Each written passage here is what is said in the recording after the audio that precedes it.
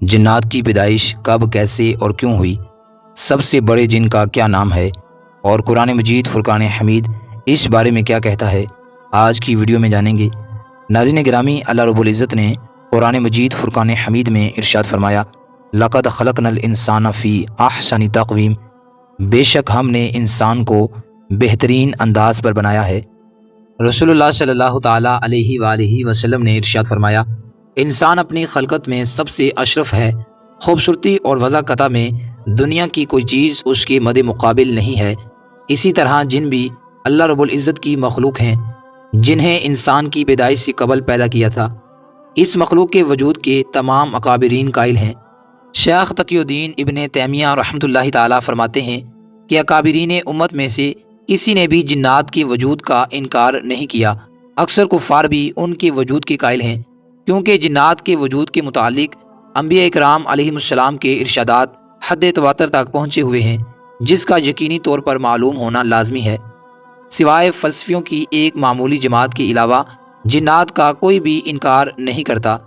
اسلامی عقائد میں جن کا وجود متفقہ طور پر تسلیم کیا گیا ہے، جن کے معنی چھپے ہوئے پوشیدہ دیو بھوت کے ہیں، جس لفظ میں جیم اور نون ایک ساتھ آتے ہیں، اگرچہ ان پر تشدید بھی لگی ہو تو اس میں پوشیدگی کا مادہ پایا جاتا ہے، مثلا جنت۔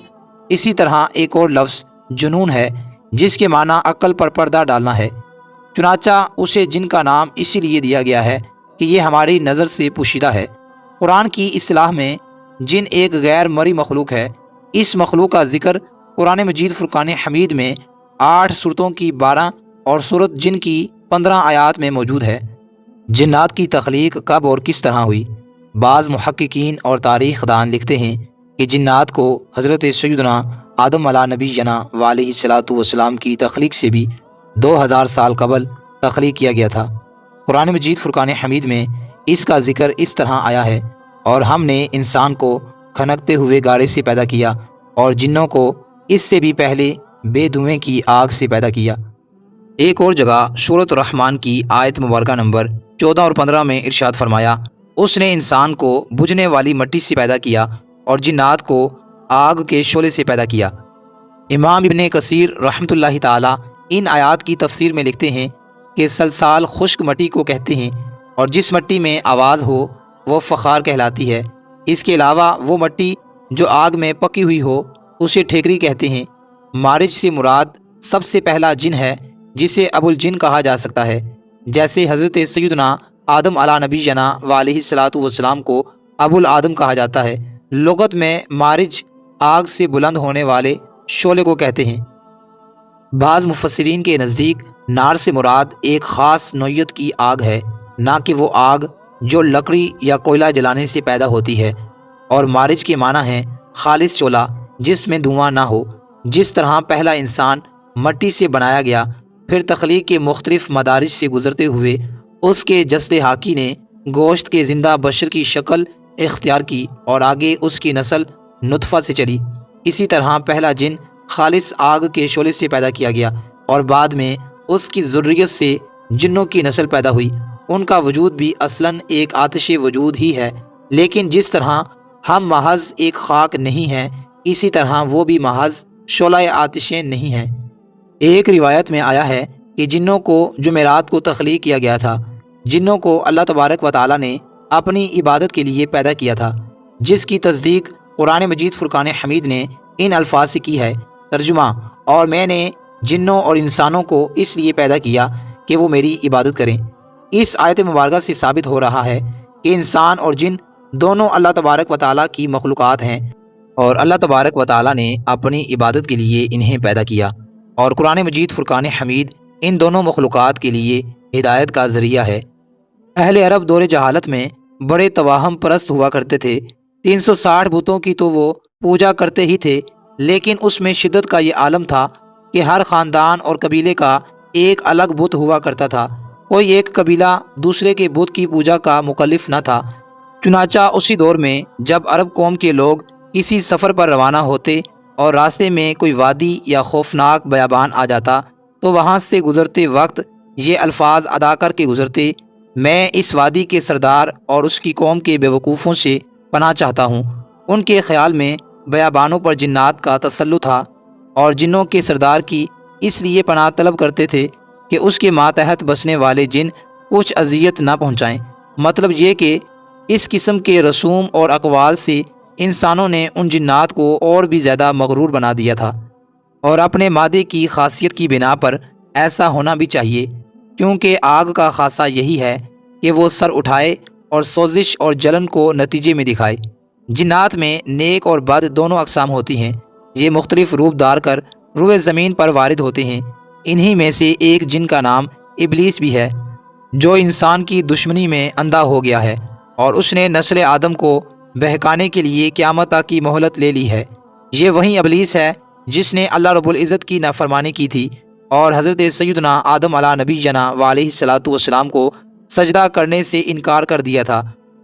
اس کا ذکر قرآن مجید فرقان حمید میں اس طرح کیا گیا ہے۔ ترجمہ: جبکہ آپ کے رب نے فرشتوں سے ارشاد فرمایا، میں مٹی سے انسان کو پیدا کرنے والا ہوں، سو جب میں اسے ٹھیک ٹھاک کر لوں اور اس میں اپنی روح پھونک دوں تو تم سب اس کے سامنے سجدے میں گر پڑنا۔ چنانچہ تمام فرشتوں نے سجدہ کیا مگر ابلیس نے نہ کیا، اس نے تکبر کیا اور وہ تھا کافروں میں سے۔ اللہ رب العزت نے فرمایا، اے ابلیس، اسے سجدہ کرنے سے کس چیز نے روکا جسے میں نے اپنے ہاتھوں سے پیدا کیا؟ کیا تو کچھ غرور میں آ گیا ہے یا تو بڑے درجے والوں میں سے ہے؟ اس نے جواب دیا کہ میں اس سے بہتر ہوں، تو نے مجھے آگ سے بنایا ہے اور اسے مٹی سے۔ ارشاد ہوا کہ تو یہاں سے نکل جا، تو مردود ہوا اور تجھ پر قیامت کے دن تک لعنت اور پھٹکار ہے۔ کہنے لگا، میرے رب، مجھے لوگوں کے اٹھ کھڑے ہونے کے دن تک یعنی قیامت کے دن تک مہلت دے دے۔ فرمایا، تو مہلت والوں میں سے ہے، متعین وقت کے دن تک۔ کہنے لگا، پھر تو تیری عزت کی قسم، میں ان سب کو یقیناً بہکا دوں گا سوائے تیرے ان بندوں کے جو تیرے قریب اور پسندیدہ ہوں۔ فرمایا، سچ تو یہ ہے اور میں سچ ہی کہا کرتا ہوں کہ تجھ سے اور تیرے تمام ماننے والوں سے میں جہنم کو بھر دوں گا۔ ناظرین، یہ جن و شیاطین صرف روئے زمین پر ہی اپنے مذموم عزائم برپا کر سکتے ہیں، آسمانی دنیا پر ان کا داخلہ ممنوع ہے۔ اگر وہ ملائکہ اور اللہ رب العزت کے درمیان ہونے والی گفت و شنید کی ٹو میں آ جائیں تو ان پر ستاروں کی مار لگائی جاتی ہے اور وہ زمین کی طرف چیختے چلاتے واپس آ جاتے ہیں۔ ایک اور مقام پر اللہ رب العزت نے قرآن مجید فرقان حمید میں ارشاد فرمایا، یقیناً ہم نے آسمان میں برج بنائے ہیں اور دیکھنے والوں کے لیے اسے سجا دیا ہے اور اسے ہر شیطان مردود سے محفوظ رکھا ہے۔ ہاں، مگر جو چوری چھپے سننے کی کوشش کرے اس کے پیچھے دہکتا ہوا شعلہ لگتا ہے۔ اس آیت مبارکہ میں دو الفاظ رجیم اور مردود آئے ہیں۔ رجیم کے معنی سنسار کرنے کے ہیں۔ شیطان کو رجیم اس لیے بھی کہا گیا ہے کہ جب یہ آسمانوں پر جانے کی کوشش کرتا ہے تو اس پر شہاب ثاقب برسائے جاتے ہیں۔